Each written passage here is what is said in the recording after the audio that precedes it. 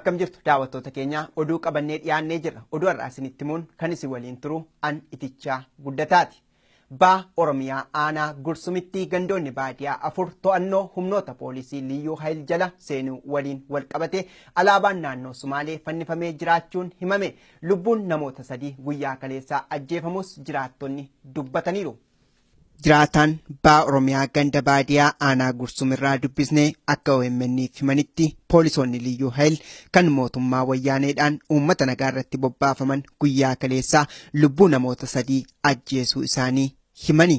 Raafamni guddaan naannoo kana mudachuun nageenyaa fi tasgabbiin bakka hin jirretti sadarkaa bulchiinsa Oromiyaadhaas ta'e godinaatti dhimmichaaf fala kennuu dhiisuun isaanii akka isaan mufachiise jiraattonni kunneen himanii jiru. Kalema wanti buisa arda booraalee irratti uumamee ture beekte achirratti lubbuun namaa 3 kan du'e ni jira Oromiyaa irra beekte kalee jira kalee tokkotti itti aanaa raddaati Ahmad Shafii jedhama tokkos ilma inni adeera ta'uu fi isa kaan ammoo maqaan isaa illee ni beekte naaddanbaane isa kaan afur keessatti booraalee kaasaa Oromiyaa odaa Oromiyaatii fi oodaan bulchiinsi aanaatii fi bulchiinsi godinaallee waan kana koo qabanii waan takka firmaanne waan dhaban jiru. Gochaan kun gandoota baadiyyaa naannoo Somaaleedhaan wal daangessan keessatti akka malee jabaatee jiraachuu maddeen odeeffannoo keenyaas dabaluun eeraniiru. Dhiibbaa humnoota liyyuu poolis kanneeniin lammiilee irra ga'aa jiruuf bulchiinsi Oromiyaa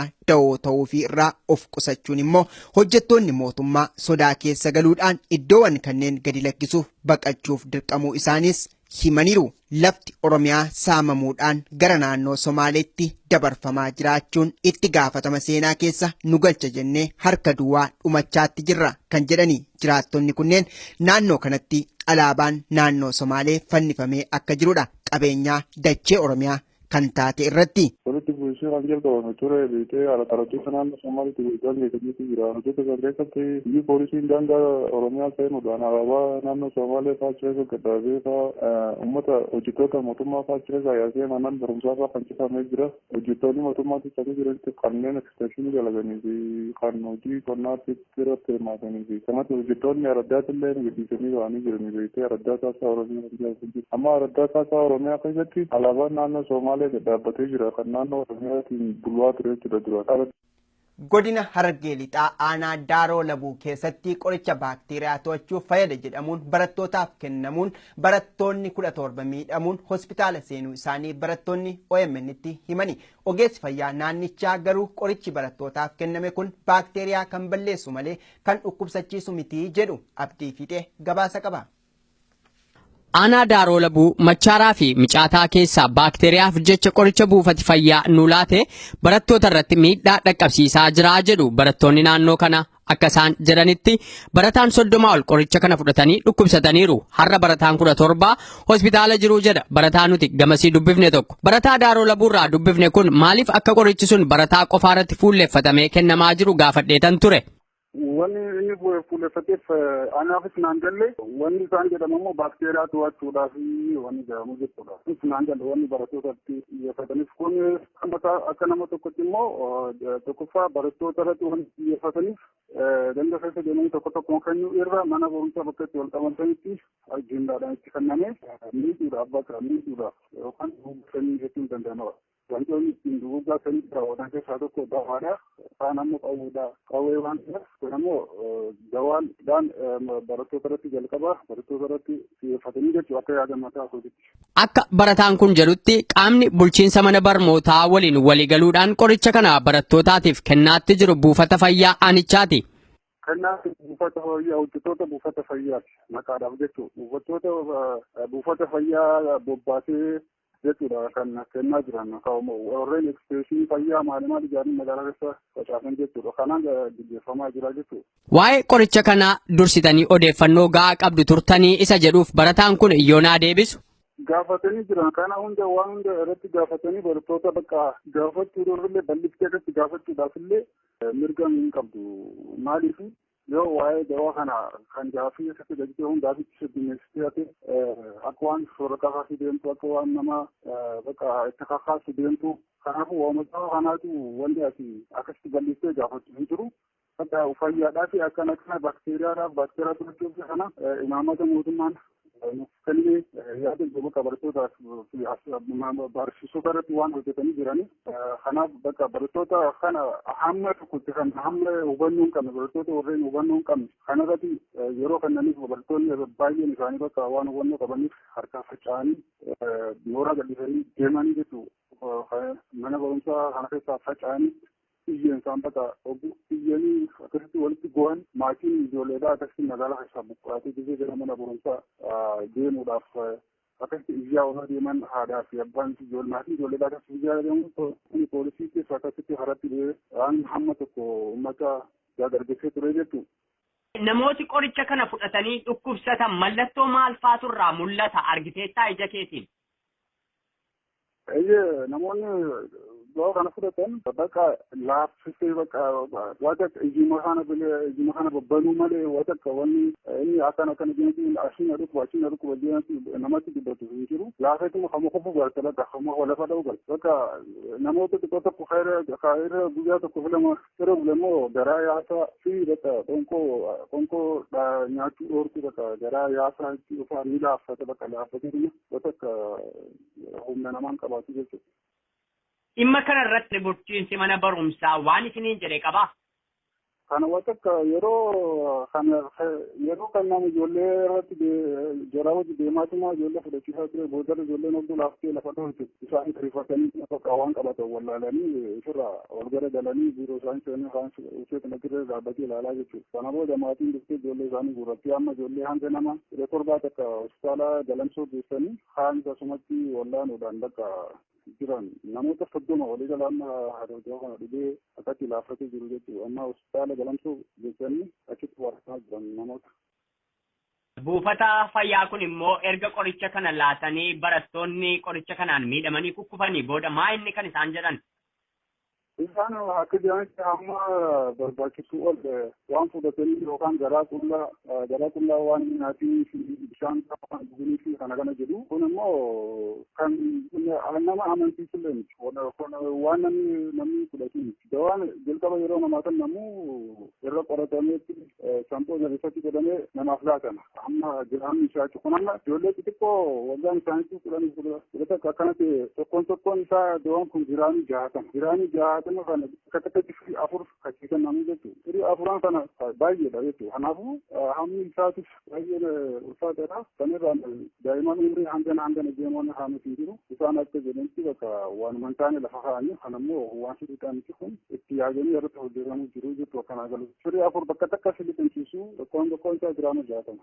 Buufata fayyaa aanaalee jedhaman kana keessaa bilbilee ogeessa fayyaa nama obbo Lammaa jedhaman nama gartuu qoricha jedhame kana barattootaaf laatan kan hoogganaa jiran tokko argadhee dubbiseetan ture. Qorichi nuti barattoota kanaaf kennaa jirru kun Mendazol kan jedhamu kan dhaabbata fayyaa addunyaa WHOtiin mirkanaa'e qoricha maxxantoolee raammoo garaa keessaaf ajjeesuudhaaf laatamudha jedhani. Kun ammoo yeroo ammaa rakkoon akkasii akka jiru waan qorannoon bira ga'ameef jecha barattootaaf laatamaa jira jedhu namni kun akka isaan jedhanitti hagammaatti miidhaa qorichi kun barattootarraan ga'e odeeffannoo qaban tokkoyyuu hin jiru. Hospitaallis ta'e manni barnootaa gabaasa tokkoyyuu nuun hin geenye jedhan obbo Lammaan.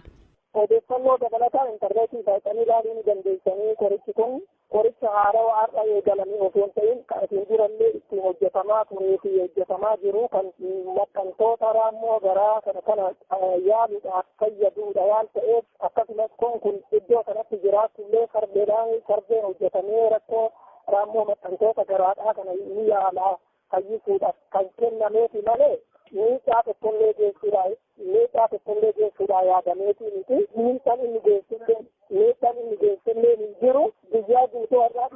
Guyyaa guutuu dhimma kana to'ataafi akka inni itti kennamuuf qaaman dhaqee ilaaleen jira. Ijoolleen hubannoo kennineefi hubannoo faayidaan isaa maal akka ibsa gooneetiif qoricha kanas kennineefi jirra waan ta'eef rakkoon inni geessullee hin jiru. Rakkoon inni geesseefi miidhaan inni dhaqqabsiise tokkollee kan jirre ta'uu isin ibsuun barbaada. Kanaa ol hundaa ol wanti isin laaluu qabdan immoo qorichi kennames maal akka ta'e intarneetirra toora intarneetiidhaa saayitanii bal'inaan achirraa hubannoo gahaa argachuu dandeessu. Carraaqiin ittaanu qaama qoricha kana raabsu argachuu ture. Qoricha Mendazol jedhamu barattootaaf laatamaa jira jedhame kana kan itti gaafatamummaan raabsan keessaa nama obbo Abbaas Umar jedhaman argee dubbiseetan ture. Isaanis odeeffannoo kanaaf akka haaraa ta'aniif dhukkuba barattooti himataa jiran kana akka homaa qubayyuu hin qabne naa himanii qorichi tokko tokko garuu jedhani akka namaatti miidhaa kan qabu jiraachuu malus miidhaa jabaadha jedhamee haasa'amu kan aga ammaatti dhagaan garuu akka hin jirre kan isaan naaf himan. Abdii Fixeenaan jiranan kanan bilbilu Oromiyaa Miidiyaa Neetwoork irraati gama Harargee lixaa kana keessatti qoricha baakteeriyaadhaaf gaariidha kan jedhame barattootaaf raabsamaa jiraachuutu dubbatama. Raabsaan qoricha kanaa immoo isin akka ta'e nuyi himani an kanan bilbilu miidiyaa irraati. Mee maalummaa qoricha kanaa naa ibsuu dandeessu obbo Abbaas? Qoricha raammolee adda addaatti waan ta'eef barattoota raabsamaatu jira. Maali rakkootu wayyamu maal dhiira jaan? Kan barattoonni jechaatti jiran qoricha kana baakteeriyaadhaaf jedhamee buufati fayyaa nuu laatee qorichi kun immoo barattoota irratti miidhaa geessisaatti jira. Kaan garaa yaasaa, kaan immoo hin laamsheessaa. Barattoonni qoricha kana dandammachuu hin dandeenye kan jedhudha. Qorichi yeroo waliin taasilee yeroo tajaajila isaa garaadha. Qorichi ammas sadarkaa mana barnootaatti kennama. Rakkoon amma haasawwan kun tokkollee kan uumamee hin jiru yoo oluma biraa ta'e malee. Dhaabbati keessan kun dhaabbata fayyaadhaa fi qoricha kana raabsa kan dhuunfaati moo mootummaa madi? Qorichi kana mootummaa jechuudha. Isin Finfinnee irraatii geessitu gara Harargee lixaa moo achuma Harargee lixaa jira dhaabbatichi? Dhaabbatiin irratti bada akkuma walumaa galaatti mootummaan caasaa mootummaatiin gabbiriirsee duula mootummaa gaggeessaa jiru. Tajaajila hawaasaa jijjiiree ammallee adda addaa irratti qoricha kennamaa jiru malee qoricha biraatii miti. Qorichi isaan ammas qoricha sagantaa idileetiin kennamaa ture amma akka duulaatti raabsamaa jira. Qoricha addaatiin jechuudha. Saniif mallattoowwan hin barbaadamne tokko tokko mul'isuun amaluma qorichaa waan ta'eef jecha. Mallattoolee addaa wanni rakkoo namarratti uumameef hanga ammaatti akka jiru yoo walumaa namni akka hawaasni tajaajila kan kennu haa ta'e yoo ta'e malee jecha. Mee kanaafan isin gaafadhe isin ogeessa fayyaati. Akka ogeessa fayyaatti isin hin beektu qorichi tokko dhukkubsataa tokkoof yeroo laatamu dhukkubsataan sun tarii mallattoo adda addaa agarsiisuu danda'a. Utuu qoricha kana hin laatiniin dura dursitanii namni kun qoricha adda addaatiif yoo qaamni isaa alerjii qabaate yookiin immoo kan matumaa dhukkubsachiisu yoo ta'e wanta qorannoo geggeessitan yookiin nama sana dubbistanii laattaniif qabdu moo calluma jettanii fudhadhu jettanii qoricha kana laatan? Namni kun jalqabumaa hubannoo gahaa fudhateetu nama dhukkubsatuu fi nama kaan adda baasaniiti nama ammaan dura wallaanamaa jirus adda bahee kan booda qorichi laatamas haalli qoricha jiraatamus haal jireen hubannoon gahaan eega kennamee booda hawaasa barsiifameeti waan dhufuu danda'us mallattoowwan hin barbaadne ta'a qorichi namarratti mul'isuu danda'us adda baafamee ittiifamee kan booda hawaasaaf laatame malee wanni akkasumatti duuchatti wanni kenname hin jiru. Si'a tokko garaa qullaatti qoricha fudhachuun seera miti jedhama. Kanaaf namni dursee nyaata nyaachuu qaba utuu qoricha hin fudhatiniin dura. Isin yeroo barattoota kanaaf qoricha kana laattan bor jettanii har'a akka barattoonni kun qophaa'anii dhufaniif itti himtu moo akkuma tasaa dhaabbati keessan mana barumsaa dhaqeema qoricha kana hira? Jalqaba guyyaa lama dura mobilaayizeeshinii jechuun sochiin hawaasaa barattoota irra gaggeeffamaa ture itti himamee kaan boru akka nyaatanii dhufan kaan boru booda jedhanii ganda isaaniitti akka himanii hiriyaa isaaniitti akka himanii qoricha kanaaf jecha dura nyaatanii akka dhufan haala mijateeti kan booda akka dhufanii fudhatan haalli taasifamee saniin gara duratti galan malee akka biraatti. Nama tokkoof giraamii hammamiiti kan qorichi kun laatamuuf? Qorichi akkuma umrii isaaniitiin akka umrii isaaniitiin ilaalamee safaramee kennamaa. Dhimma qoricha kanaan kan wal qabate barattoonni dhukkubsachuun kan himamuu jalqabe bakka tokko qofaa miti. Godina Shawaa Lixaa aanaa Adaa Bargaa keessattis guyyaa lamaan dura odeeffannoodhuma wal fakkaataatu nu dhaqqabee ture. Godina Arsii aanaa Martii keessa namoonni 45 saba tokko malee qabamanii hidhamuun himame. Naannoo kana keessatti manneen namootaa saamamuu bira darbee reebichis akkaan jabaatee jira jedhu jiraattonni. Usmaan Dhukumee waan qindeesse qaba. Mormiilee kanaan dura godina Arsii aanaa Martii keessatti geggeeffamee ture hordofuun loltoonni wayyaanee uummata nagaa mana hidhaatti guuraa akka jiran jiraattonni OMN himan. Jiraataan aanaa Martii akka dubbatanitti gandoota baadiyyaa garaagaraa irraa namoonni baay'een hidhamanii jiran. Namoonni kunniin murtii tokko malee mana hidhaa keessatti hiraarfamaa jiraachuu ibsan. Namoonni kun ganda Watarooti fi ganda Martichaa Bileetirraa qabaman aanaa Martii. Gara nama 50 ammallee isaan nyaata haga namni naannoo isaatirraa bakka jireenya isaatirraa dhaqee fiduu fi wanni argatanii jiru bara ganama osoo waan nyaanni haga shaashanii eeganii achi shaashanitti maatiin dhaqee yoo fidee fi jedhe kanuma nyaatanii galgala illee kaawwatanii haala kanaan achi keessatti dararaa argaa jiran. Namoonni kunniin wayita ammaa magaalaa Abboomsaa fi kolleejii Cilaalootti hidhamuun dararamaa akka jiran himame. Aanaa Martii magaalaa Abboomsaa jedhamu jira kolleejii Cilaaloo jedhamu tokko jira achi keessatti hidhamanii dararamaa jiran. Loltoonni gara jabeeyyii kun namoota nagaa hidhuun isaan hanqannaan reebichaa fi ukkaamsuu itti fufaniiru jedhan. Ammallee gurbaa tokko Mahammad Sanoo jedhama gara baatii sadiitti barbaadamaa ture yaa hojjaa duraa dhiyoo kana qabame illee lammaffoo ganama baasaniitiin bakka kana fidanii isaa hin beekamne tokkollee Kadir Zaafanoo jedhama reebicharra akka harka cabsanii jiru. Haalli jiru baay'ee rakkisaa ta'ee jira uummanni bobba'ee galuu dadhabee jira haalli jiru baay'ee rakkisaa ta'ee jira jechuudha. Akka namni kun jedhanitti namoonni hundi kan isaan ittiin hidhamaniif yakka tokko maleedha. Wayita ammaa kana hidhamuu fi reebamuudhaaf ammoo Oromoo ta'uun qofti gahaadha jedhan. Loltoonni wayyaanee labsii yeroo muddamaa kanatti hirkachuun hidhaa geggeessaa jiran. Akkasumas mirgi lammiilee biyyattii loltoota kanaan sarbamaa jira. Kana malees jiraattonni Martii bahanii galuudhaaf dhiphataa jiran. Sababnis labsiin yeroo muddamaa kun haalaan isaan daangesseera jedhan. Kanaan duras namoonni hedduun aanaa isaanii irraa qabamanii gara mooraa leenjii waraana xollaa itti fudhatamuu dubbatan. Isaan keessaa namoonni 16 achuma mana hidhaa aanaa isaaniitti hidhamuun ragaa sobaa irratti barbaadaaru jedhan. Marsaa duraatti fi leenjii kolleetti taabisoo jedhamu fudhatan keessaa namoota 16 keessaa guyyaa 15 yoo isaan achi ilaalanii hin jedhan achi baasanii kolleejii poolisii Oromiyaa Adaamaa jirtutti hidhan. Osoo xollee irraan deebiin warroota maqaan keessaa fuudhanii kan adda baasanii gamana fidan jechuudha. Warroota itti murtaa jedhamee yaadaman keessaa isaanii amma ragaa irratti funaannataa jiran jechuudha. Dirqama uummata irratti ragaa jedhanii uummata reebaa jiran jechuudha. Achitti uummata fuudhanii. Dhumarratti rakkoo fi gidiraa uummata Oromoo mudatee jiru kana jalaa bahuuf ammas tokkummaadhaan mormii geggeessuun murteessaa akka ta'e namni kun dhaamanii jiru. Uummata naannoo keenyatti fi uummata Oromiyaa guutuutti haalli jiru haala rakkisaa waan ta'eef kana keessatti immoo uummanni abdii kutatee akka of duuban deemin ammallee osoo qabsoon of duuba deebitu taate gaafa naannoo Gumaaleetitti namoota turanii walirratti fidatan baddi amma kun dararaa fi tuni of duuba akka uummata hin deebine uummanni keenyallee jajjabaatee ammallee fudhachuu qabu bakka maraa jabaatee akka qabsoo fi filiinsu itti naayan kan dhaamsanaa goosanii. Godina Baalee aanaa Gobbaa ganda Riiraa keessatti paarkii biyyoolessaa ijaaruuf jecha manneen 75 mootummaadhaan nu jalaa diigamaniiru jedhu jiraattonni. Maatiin manneen jalaa diigame kanneeniif hanga ammaatti bakki quubsamaas ta'e beenyaan kennamaa fi akka hin jirre jiraattonni himaniiru. Bal'inni isaa akka armaan gadiitti dhiyaata. Jiraattonni godina Baalee aanaa Gobbaa irraa dubbisne akka jiranitti manneen jireenyaa 75 gaaffii fi fedhii uummataa malee mootummaa wayyaaneedhaan waan nu jalaa diigameef rakkoo hawaas dinagdeef saaxilamnee jira jechuun OMN'tti himani. Akka odeeffannoon iddoo kanarraa arganne mul'isutti mootummaan karoora paarkii babal'isuu jedhuun maatii manneen 75 keessa jiraatan manneen isaaniirraa akka buqqisedha.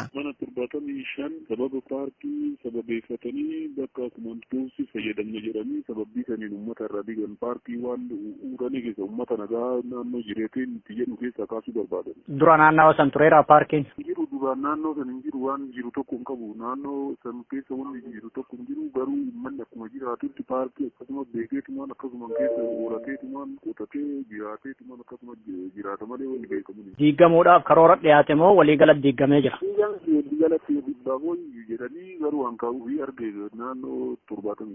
Manneen diigamanii fi qabeenya namoota kanneen jalaa mancaaniif mootummaan beenyaas ta'e bakka qubsumaa iyyuu nuuf osoo hin kennin baay'een karaatti baanee jirra. Kaawwan keenya immoo waan aduu bonaarraa nu oolchu godoo ijaarrachuuf dirqamnee jirra jechuunis dubbataniiru. Bakka bakkuma biyyoonni jedhanitti akkasumaan waasharaa ofii dhaabatanii akkasumaan keessa jiraatu bicha danda'an jira. Namoonni kun kawaa dubbate kawaawwan na jedhe amma bilbilaayyuu waan kanaayyuu bakka mucaan kun amma dabarsee malee wanti tafanuuyyuu yoo kasilki maanuu nama waan tokko inni jedhu waan ga'an taate akkuma hamaata turre dhugaa kun wanti boobsi fayyadamanii tummuu wantoota adda addaa irra rawaatu waan taateef kanaayyuu. Godinaalee Oromiyaa keessatti leenjiin maqaa haaromsaadhaan milishootaaf kennamaatti jiru sochii warraaqsa Oromoo gufachiisuu irratti kan fuulleffate ta'uu ragaan biiroo nageenya Oromiyaa irraa miliqee bahe kan dheeru ta'uun beekame. Usmaan Kume gabaasa ragaa miliqxee kana qindeessee jira.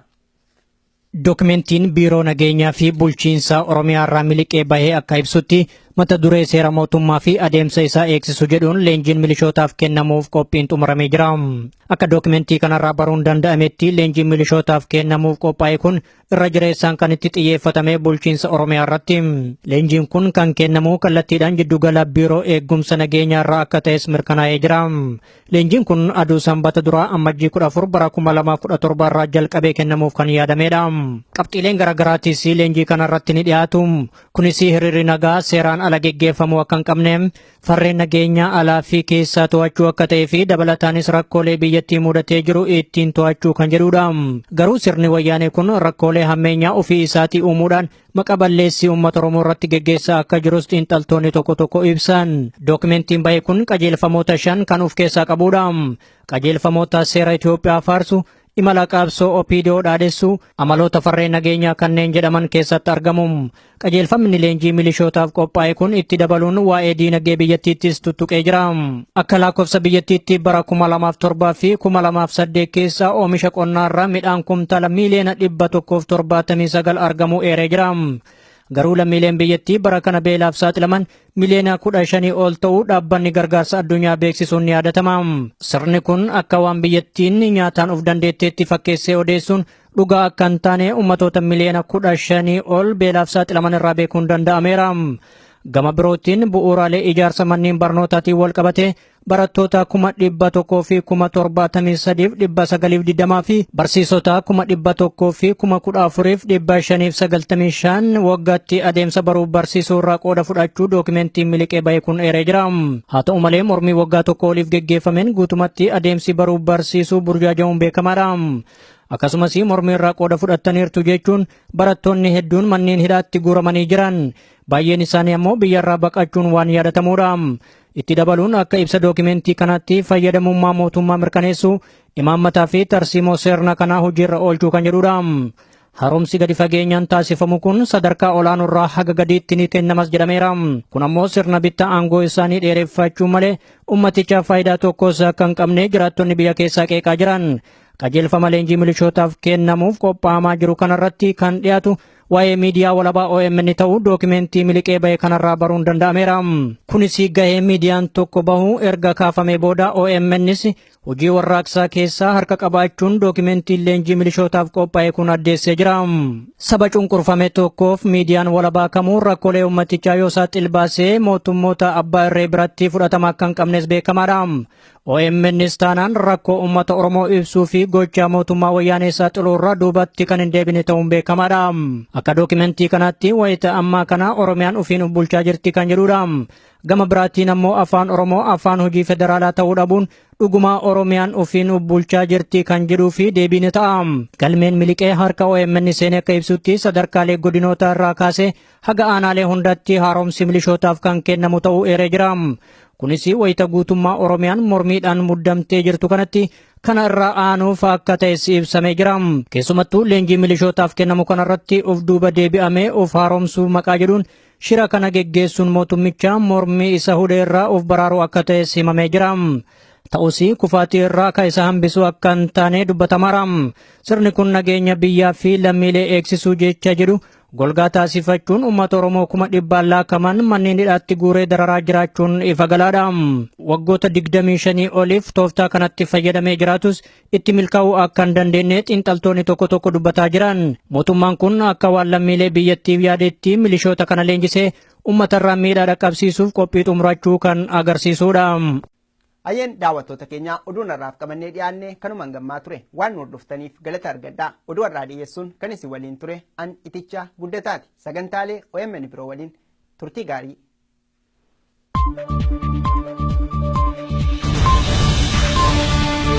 Thank you.